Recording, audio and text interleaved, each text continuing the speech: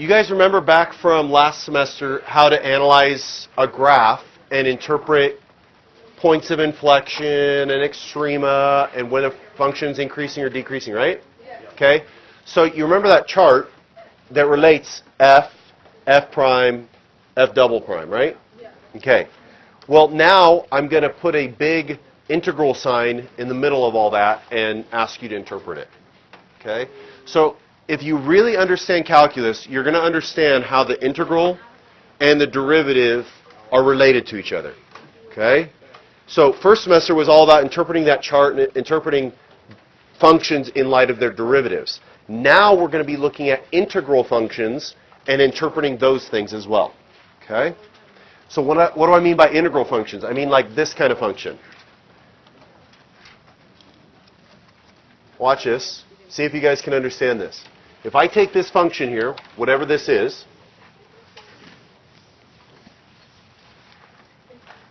how would you find the relative maximums? How do you find the relative maximums of them? You guys keep saying it. You guys are killing me. How do you find a relative maximum? You take the derivative and find out where that does what?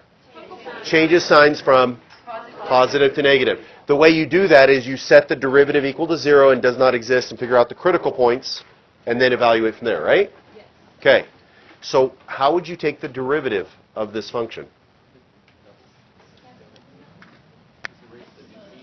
F prime is equal to sine cubed of x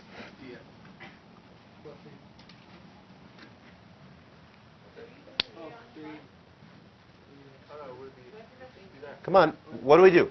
We took the derivative, so we have to take the derivative this side. What do I get when I take the derivative of an integral? They kind of cancel out, but what do you got to make sure of? You got to apply the chain rule, right? So to apply the chain rule, you take the upper bound, plug it into the variable, to the integrand, and then multiply it by the derivative of the upper bound, right? So it'd be times 1 in this case, right? Okay. So now, if f prime is this, how would I find the maximum of f? I would look for the zeros of this guy, right? Yeah. So we're adding the integral sign to finding those extrema. That's the purpose. So let's see what we end up with. But we do want to go back to make sure we understand this, okay? So you know how I introduced that chart to you way long time ago? Yeah. Today was the day the first year I taught calculus saw the chart for the first time. That was cruel, right? Yeah. This is the day that my first students saw the chart for the first time. So let's understand what this is saying. It says, do you remember how to find the local extrema? How do you find local extrema? Local extrema occur when? When, don't say it, you're killing me. When f prime changes signs. Okay, local extrema occur when f prime changes signs. When do points of inflection occur? When f double prime changes signs, assuming we're looking at the function f. When do you have intervals of increasing or decreasing? When f prime is positive or negative, right? And how do you know when your function is concave up or concave down? When f double prime is positive or negative. So there's the chart, and somebody last period actually added a column to the chart. I mean, it worked, I guess, in their understanding, and maybe we can do that later, but we'll see how this goes first. So just remember that if f is positive or negative, does that have any bearing on f prime or f double prime? No. But if f is increasing or decreasing, that would imply that f prime is positive or negative, right?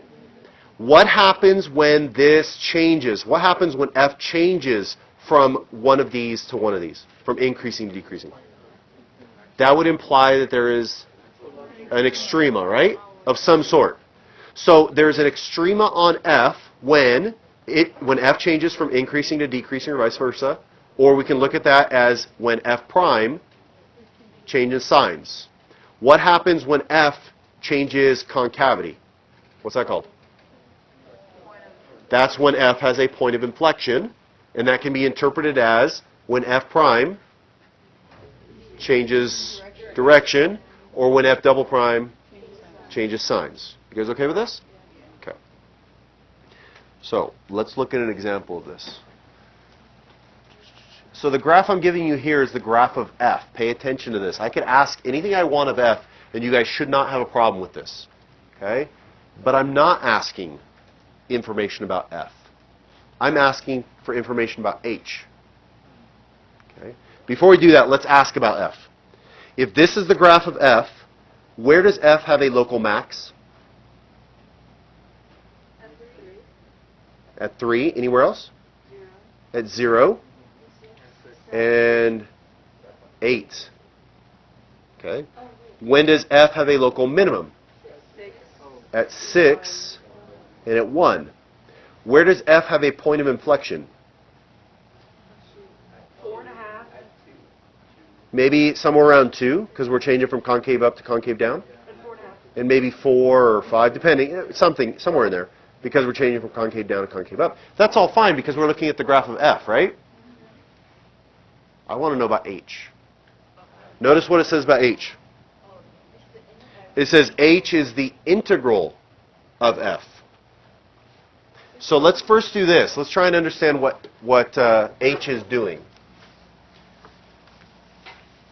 If I want to know when h, for example, has relative extrema, what do you have to do again?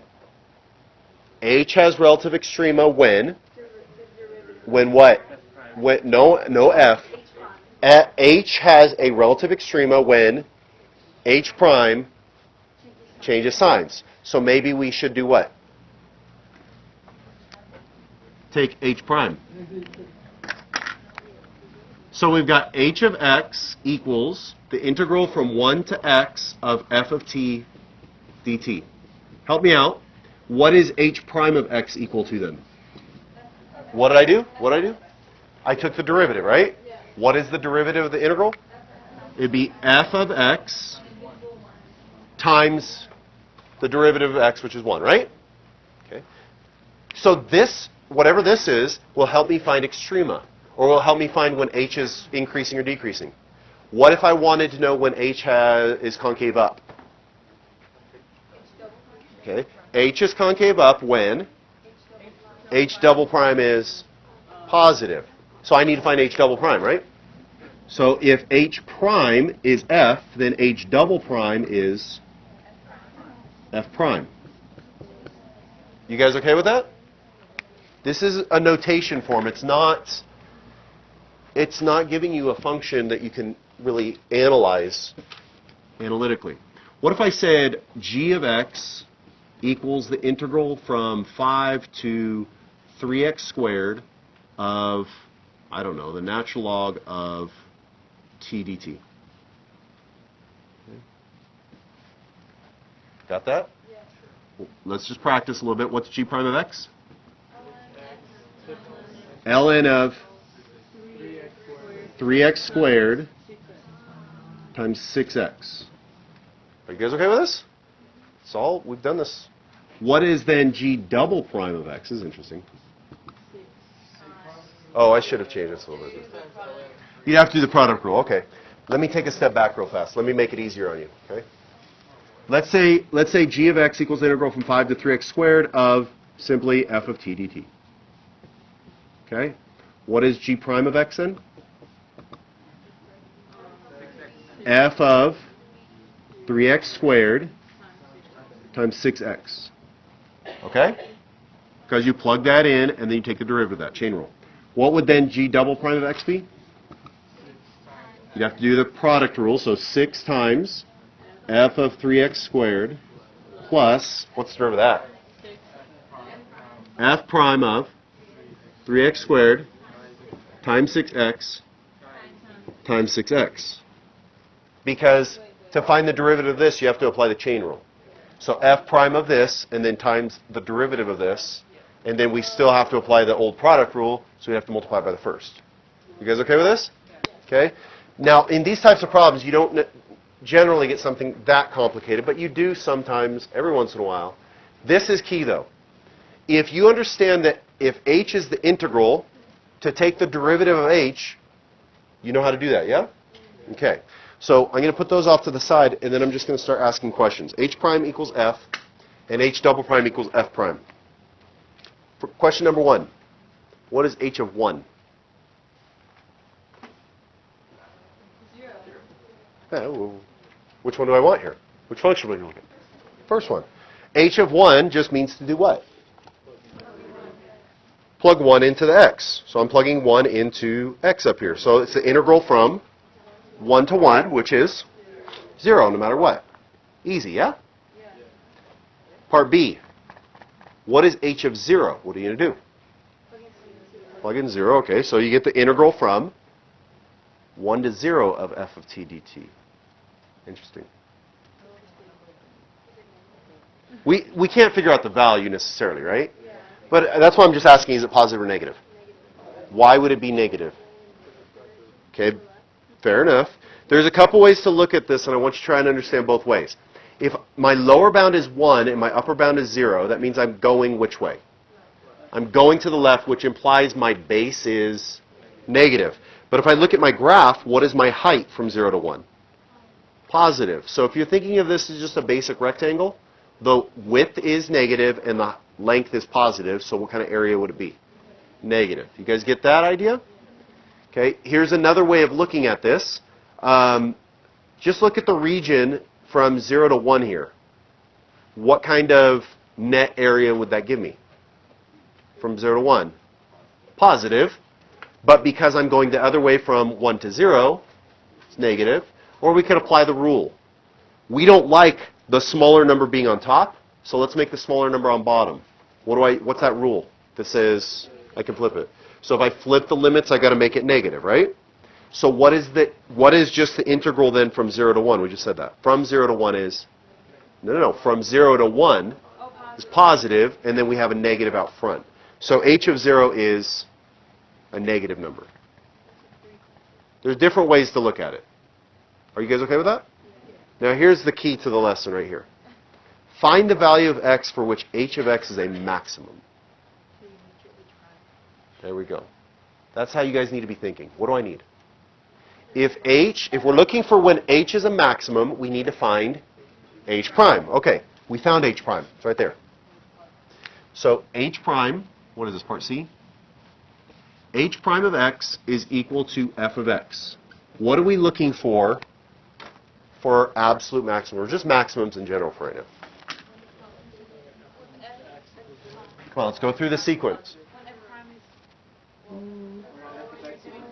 We have to figure out when h prime does not exist, when h prime is 0, and when endpoints, right? Okay. So critical points are when h prime does not exist, or 0, or endpoints. So 0, we're going to set this h prime equal to 0. 0 equals f of x. When does f of x equal 0? Looking at the graph now. When x equals, this is the graph of f. At 1, at 4, and at 8. Is there any points where h prime does not exist? In other words, any points where f does not exist? No. So our critical points are x equals 0, 1, 4, and 8. You guys okay with that? It's just first semester calculus. Then we set up our number lines. 0, 1, 4, and 8. We know f of x is 0 at 1, 4, and 8. And we have an endpoint here. And this is the number line for h prime, right? Yeah. 8 is an endpoint also, so it doesn't matter however you want to call it. So what is the sign of h prime? What are we looking at to find that sign of h prime? We're looking for f, right? In other words, what's another way of saying that graph? That graph is f because it said so, but it's also h prime. And you guys know from last semester, if I give you the graph of h prime, you know how to interpret that for h, don't you? Okay. So what is the sign of h prime from 0 to 1? Positive. What's the sign from 1 to 4? Positive. What's the sign from 4 to 8? Negative. So looking at this, 1 is nothing, right? Because h prime does not change signs. What is 0? It's a minimum. Okay. What's 4? Maximum. And then 8, minimum. So I'm asking, in this case, I'm asking for the absolute maximum. So this is a relative maximum. Is it the absolute?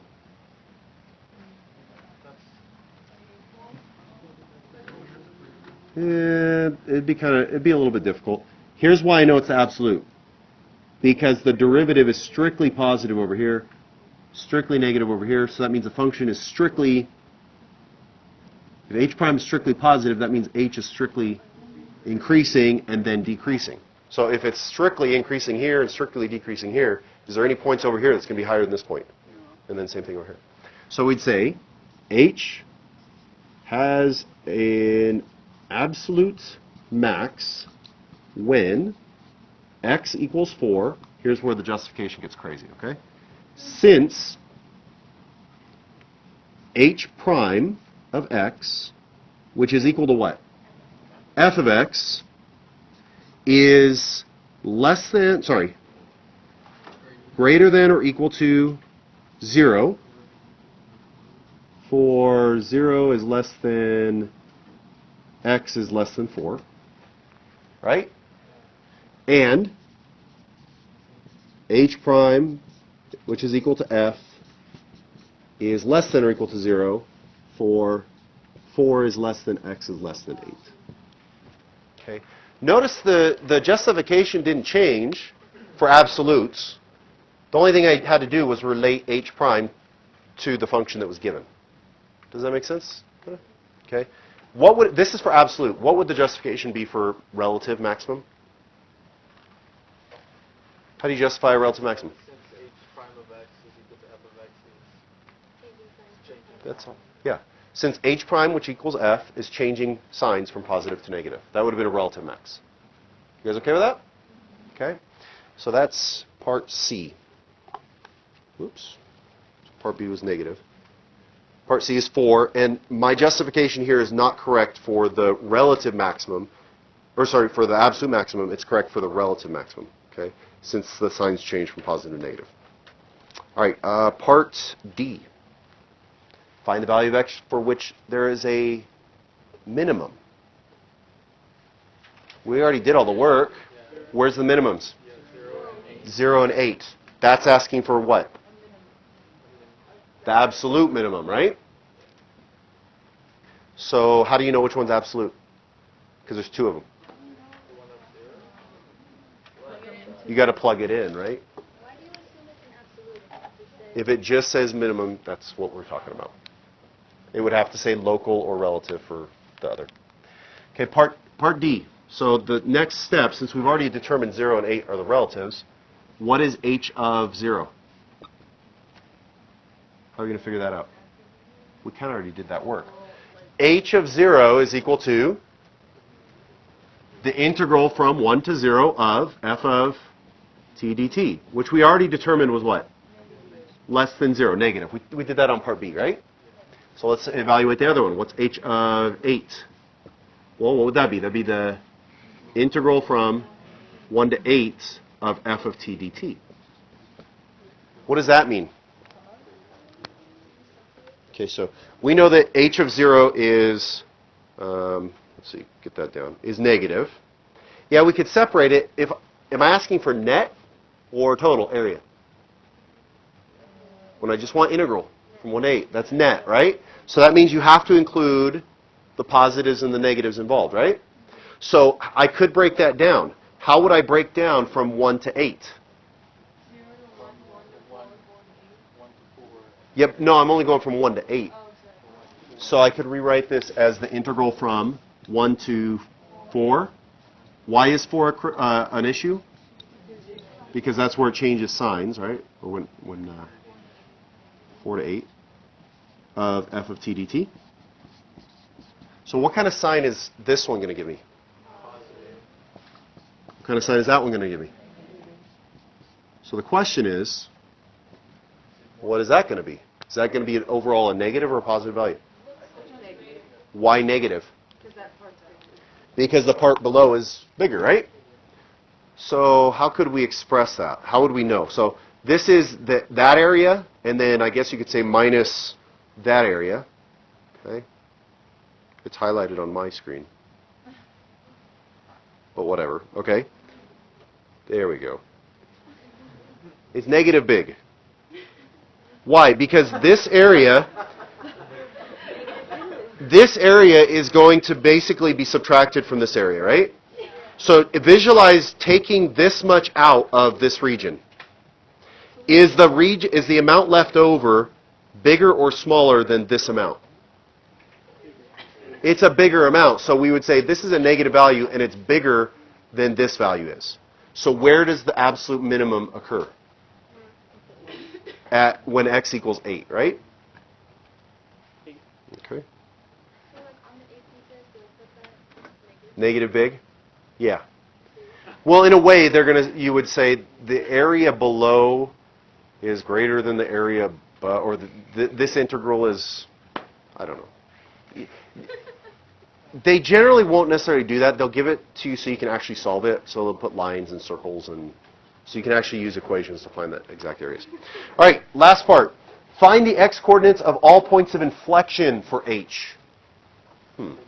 So this is, think of the chart. H has a point of inflection when H double prime changes sign. So this problem is actually pretty easy. Okay, so let's see. Here's the justification though. So E. H has points of inflection when what? H double prime of x, which equals to f prime of x, because we already established that here, does what? Changes signs. You guys okay with this? Now, is that graph H double prime or f prime? No, that graph is what? F. So let's interpret it this way. That would imply that H prime, which is equal to f of x, does what? If H double prime changes signs, then H prime changes direction, right? Changes direction from positive to negative or negative to positive. So where does f change direction? When x equals 1, 3, and 6. Okay, so now we're making the connection between integral functions to this chart. Okay? And what's an integral really? Antiderivative. So this is what one student did last period, and I thought, okay, that works. Let's do the chart real fast. Here, let me put this on the screen here. So if I say this is f, this is f prime, this is f double prime. Okay? Why is it longer? Right, positive, negative, right? Positive, negative, positive, negative, increase, decrease, increase, decrease. Yeah. Concave up, down. Where would the integral of f be? On that side. Right? But wait a minute. What happens? Think about it. If this is increasing to decreasing, what's next to it? Concave up, down. This one would be... Oh, wait. Time out. Oh no.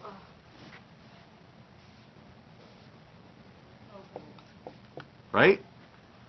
Oh yeah. Oh, yeah. Oh Now we have an empty spot. Yeah, what the heck does this mean? You don't need this, but maybe it helps a little. I don't know. I've never even considered that. I just saw somebody do that today. Okay? Huh? I don't remember who wrote it. Somebody from last period. All right, I'm going to give you this. I'm going to give you 10 minutes. What time is it? 104. Perfect. I'm going to give you 10 minutes to work this out, and I seriously want you to take it like it's an AP exam and see how well you do. This is from 2005. and then we'll go over it afterwards, okay? Let's go over this. Don't stress, this is your first look at it. And honestly, this question, there's 6 questions on the AP exam. This question is pretty much always on the AP exam, this type. Okay? Where they give you a function equals the integral of something. This is the fundamental theorem of calculus. Okay? So part A, let me just write this down. In part A, we've got g of x equals the integral from -4 to x of f of t dt. What is the variable in this equation? The variable is x. Remember, t is just a dummy, right? Okay. Now, in part A, it says find g of -1. So, how do I find g of -1? I just plug in -1. So then what's it going to say? The integral from -4 to -1 of f of t dt. So what are we finding then? The area. Jenny, did it click? Not yet. Okay. Well, look, it says g of -1 is equal to the integral from -4 to -1 of f. So g is related to f in the way of integral. So we are finding, see if I can do this here. We are finding, oops, wrong color there. The area from -4 to -1. What is that? It's a trapezoid. So this would be equal to 1/2 of, what's base 1? Base 1, it's a vertical height, right? You could say it's -3 plus what's base 2? -2. What's the height? We're starting at -4 and going to -1, so that's +3. So this is what, -15 over 2. So g of -1 is -15 over 2. Are you guys okay with that? Is it working? Okay. Now, and again, you can think of it that, always check your work in terms of making sense of it. If I'm going from -4 to -1, I'm moving in the positive direction, and the graph is where? Below, so you should have gotten a negative answer, right? Okay. The second part of that is what is g prime of -1? All my markers are dying. Before you can take g prime of -1, you got to take g prime of x. What is g prime of x? If I take the derivative of g, I end up with f of x times 1. Okay? So then, g prime of -1 is equal to f of -1. So we just look at the graph. That's the graph of f. What is f of -1? -2. So g prime of -1 is -2. You guys okay with that? The next part, it says what's g double prime of -1. So what's g double prime of x? F prime of x. Because I took the derivative of both sides. So what's g double prime of -1? Well, that's equal to f prime of -1. Now, this is where maybe some of you got lost. If that's the graph of f, and I'm asking for f prime, what am I asking you to find? The derivative or the slope at that point. What is the slope at -1? F is a corner, so what would you say the derivative is? It does not exist. So we would say g double prime of -1 does not exist. They haven't asked us to justify this in the past, but because they rewrote the curriculum this year, and the words for non-differentiable are expected now, why does it does not exist? Since f has a corner. You have to use the terminology. Yeah. Since f has a corner. Okay. All right, so that's A. Are we good with that? I wanted to do this, though. Let's look at the points, see what you did. Okay. Come on.